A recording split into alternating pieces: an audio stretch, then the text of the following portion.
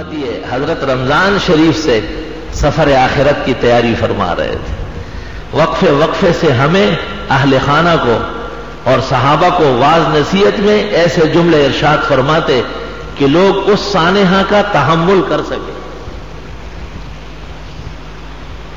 اللہ مثلا معاذ ابن جبل کو یمن کا گورنر بنایا اور روانہ کر دیا تو حضرت ساتھ ساتھ چل رہے تھے تو وہ گھوڑے سے نیچے اترے. حضرت نے فرمایا اوپر بیٹھو. تو معاذ رونے لگا کہ حضرت آپ نیچے چل رہے ہیں, میں اوپر کیسے بیٹھوں گا؟ حضرت نے فرمایا بات سنو, اگر اگلے سال آپ آئے اور مجھے نہیں پایا تو کیا کرو گے؟ یہ دیکھیں تیار کرا رہے صحابہ.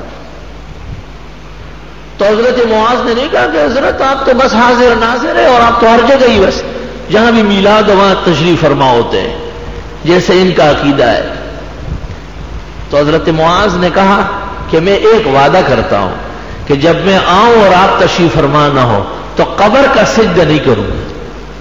معاذ مقصد سمجھ گئے تھے کلام کا. تو آپ نے فرمایا میں وعدہ کرتا ہوں کہ آپ کو اپنے ساتھ جنت لے کے جاؤں. تو پتہ چلا کہ درگاہوں پر سجدے کرنے اور درگاہوں پر طواف اور چادریں چلانا یہ جہنمیوں کا طریقہ ہے. اور پیغمبر نے صحابہ سے یہ عہد لیا ہے کہ ساری قبروں کی سردار میری قبر ہے, اس پر بھی ہاتھ رکھنا اور طواف کرنا اور سجدہ کرنا جنت سے محروم کر دے گی. اس لیے صحابہ نے عہد کیا. آپ نے فرمایا میں وعدہ کرتا ہوں ساتھ لے کے جاؤں گا جنت.